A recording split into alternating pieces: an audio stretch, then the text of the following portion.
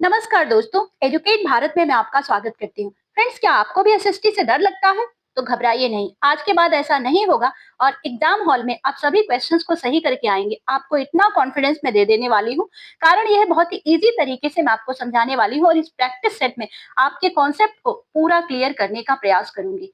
आप हमारे चैनल पर भी जाएंगे तो आपको बहुत सारे इस तरह के प्रैक्टिस सेट मिलेंगे, लेकिन पहला ये प्रैक्टिस सेट हम शुरू करते हैं। आगरा शहर की स्थापना 1504 ईस्वी में किसने की थी? ए कुतुबुद्दीन ऐबक, बी सिकंदर लोदी, सी इब्राहिम लोदी, डी फिरोज शाह तुगलक। अगर आपको आंसर आता है तो कमेंट बॉक्स में दीजिए। बात कर लेते हैं आगरा शहर की, तो इसकी स्थापना 1504 में सिकंदर लोदी साहब ने की थी।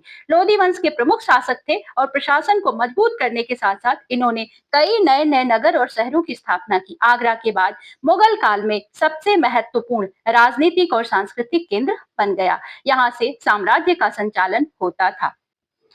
अमीर खुसरो किस सुल्तान के दरबारी कवि थे? बात कर लेते हैं अमीर खुसरो कौन थे। तो ये प्रसिद्ध कवि थे दिल्ली सल्तनत के और संगीतकार और सूफी विद्वान भी थे ये साहब, और अलाउद्दीन खिलजी के दरबार से मुख्य रूप से जुड़े हुए थे। ध्यान रखिएगा फ्रेंड्स, मुख्य रूप से, कारण ये है ये 7 सुल्तानों के दरबार में काम कर चुके हैं और उनकी प्रमुख जो रचनाएं हैं, खजाइन उल फतूह एक, दूसरा है तुगलकनामा, तीसरा है नूह सिपीहर और दीवान ए खुसरो। याद रखिएगा, इन रचनाओं से संबंधित क्वेश्चन आपसे पूछ लेता है।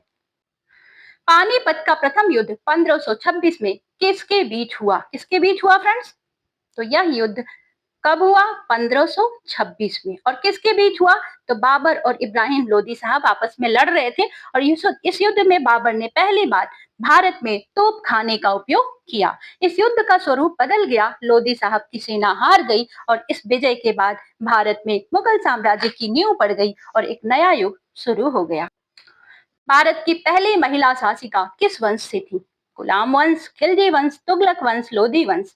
उनका नाम था रजिया सुल्तान। रजिया सुल्तान भारत की पहली महिला शासिका। कौन से वंश से थी? तो गुलामों के वंश से थी और ये गद्दी पर बैठी 1236 में, 1236 ईस्वी में, और प्रशासन में बड़ी ही सक्रिय भूमिका थी रजिया सुल्तान जी की। महिला शासक के रूप में भारत के ऊपर शासन किया। फ्रेंड्स, आपसे कहना चाहूंगी वीडियो को अंत तक देखिएगा, आपको आगे जाकर कुछ बहुत ही इंपॉर्टेंट और इंटरेस्टिंग क्वेश्चंस दिखाई देने वाले हैं। लाल किला और जामा मस्जिद का निर्माण किसने करवाया? तो जामा मस्जिद और लाल किला के बारे में सभी जानते हैं। इनका नाम है शाहजहां साहब। शाहजहां साहब एक प्रसिद्ध शासक थे और वास्तुकला के संरक्षक इनको कहा जाता है। याद रखिएगा, वास्तुकला के संरक्षक।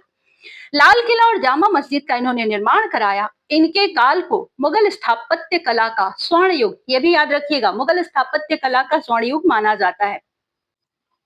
मुगल स्थापत्य कला का स्वर्ण युग किसका काल था? तो मैंने अभी आंसर आपको दिया था, शाहजहां साहब का जो काल था इसको मुगल काल का स्वर्ण युग कहा जाता था। कारण क्या है? इस समय बहुत सारे भवन इन्होंने बनाए, किले बनाए, मस्जिदों का निर्माण किया। ताजमहल इसी काल की सबसे प्रसिद्ध कृति है।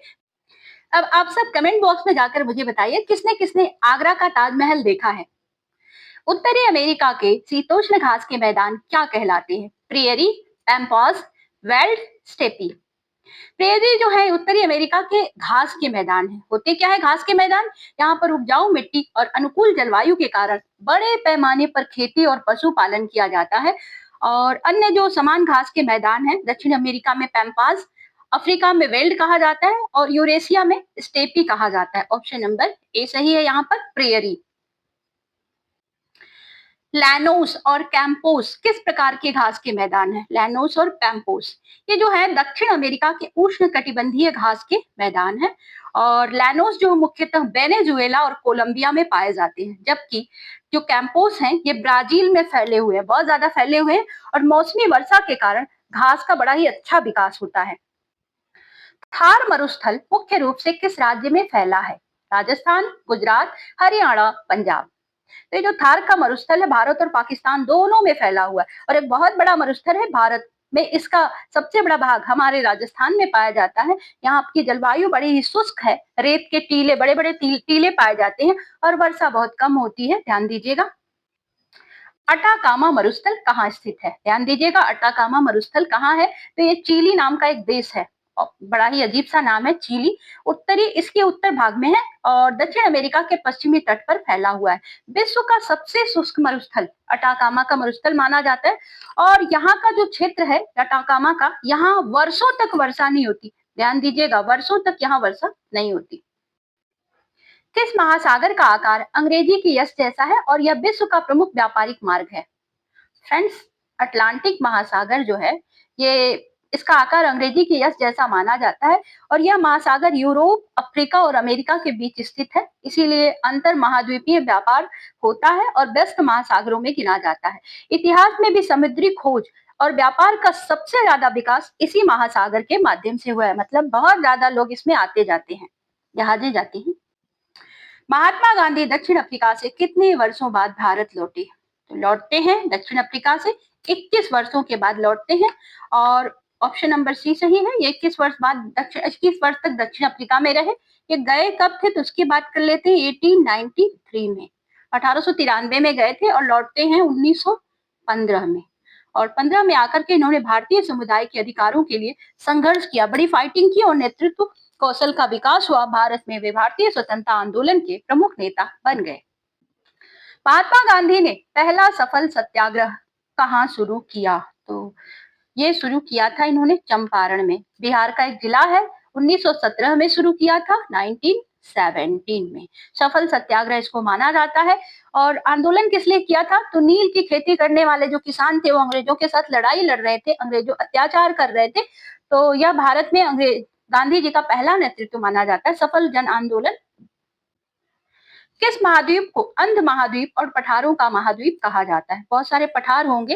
अंध महाद्वीप कहा जाता है अफ्रीका को, ये अफ्रीका, क्योंकि लंबे समय तक जो इसके आंतरिक भाग थे उसकी जानकारी पूरी दुनिया को कम थी, कोई यहाँ तक पहुंच ही नहीं पाया था। और पठारों का महाद्वीप क्यों कहा जाता है? इसके अधिकांश भाग जो है ऊंचे ऊंचे और विस्तृत पठार यहाँ पर है और बहुत सारे खनिज संसाधन भी है, जलवायु भी बड़ी अच्छी है, विविध प्रकार की जलवायु पाई जाती है। सारगासो महासागर किस महासागर का भाग है? सारगासो ये अटलांटिक महासागर का एक विशेष भाग है फ्रेंड्स। इसके चारों तरफ कई समुद्री धाराओं से ये घिरा हुआ है, इसकी कोई स्पष्ट तट रेखा नहीं है। और इसका जो नाम है सारगासो, ये क्यों पड़ा है? तो यहाँ पर एक समुद्री घास पाई जाती है सारगासम, इसी के लिए फेमस है, इसी का नाम पड़ गया सारगासो। दोस्तों, अगर आप रोचक तथ्यों के साथ किसी भी जानकारी को याद करते हैं तो उसको याद रखना थोड़ा सा आसान होता है, ठीक है। मैरियाना गर्त किस महासागर में स्थित है? तो कौन सा महासागर है? ये जो गर्त है विश्व की सबसे गहरी महासागरीय खाई है, प्रशांत महासागर में पाई जाती है और इसकी लंबाई कितनी है? तो 11 किलोमीटर तक है, गहरी है ये। 11 सॉरी केजी नहीं है, किमी होगा। हाँ, जो इसको पृथ्वी का सबसे गहरा ज्ञात बिंदु बताती है, अज्ञात नहीं ज्ञात बिंदु, अज्ञात तो बहुत सारे हो सकते हैं। भारत के किस राज्य को धान का कटोरा कहा जाता है? नाम से स्पष्ट है यहाँ पे धान बहुत ज्यादा होता होगा। तो हमारा जो छत्तीसगढ़ है इसको धान का कटोरा क्यों कहते हैं? कारण यह है कृषि प्रधान अर्थव्यवस्था है यहाँ की और यहाँ पर जलवायु जो है धान के लिए बहुत ज्यादा अनुकूल है। अर्थव्यवस्था में कृषि बहुत ही महत्वपूर्ण भूमिका है छत्तीसगढ़ की अर्थव्यवस्था। 1922 में असहयोग आंदोलन किस घटना के कारण स्थगित कर दिया गया? फ्रेंड्स, चौरी चौरा एक जगह है, 1922 में उत्तर प्रदेश में ये कांड हो गया, यहाँ पर चौरी चौरा में, और गोरखपुर में है ये, गोरखपुर का ही एक हिस्सा है। और चौरी चौरा कांड हो गया उत्तर प्रदेश में। यहाँ पर भीड़ ने पुलिस स्टेशन को, अंग्रेजों का पुलिस स्टेशन था फ्रेंड्स, यहाँ पर आग लगा दी, बहुत सारे पुलिस कर्मियों को मार दिया गया और हिंसा के बाद महात्मा गांधी ने असहयोग आंदोलन को वापस ले लिया। कारण यह है, आप सभी जानते हैं, गांधी जी अहिंसा में विश्वास करते थे।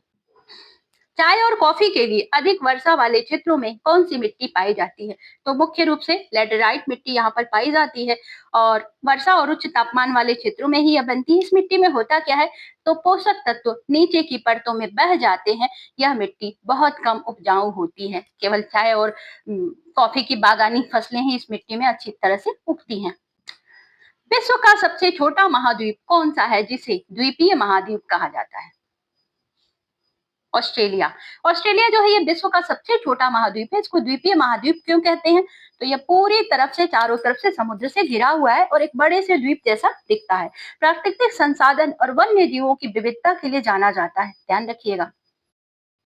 फ्रेंड्स, ये लास्ट क्वेश्चन है और इसका आंसर आप कमेंट बॉक्स में दीजिएगा क्योंकि आपके लिए टेस्ट क्वेश्चन है। विश्व स्वास्थ्य संगठन का मुख्यालय कहाँ स्थित है? Paris, New York, Geneva, Vienna. दोस्तों, ये 20 क्वेश्चन का प्रैक्टिस सेट मैंने आपको कंप्लीट कराया। अगर आपको पसंद आया हो तो हमें एक लाइक जरूर दीजिए। और हाँ, इसी तरह की वीडियो को अगर आप और भी इसी तरह के प्रैक्टिस सेट को हल करना चाहते हैं तो चैनल को सब्सक्राइब कर लें। हम मिलेंगे आपसे अगले प्रैक्टिस सेट के साथ। तब तक के लिए goodbye. Thank you for watching.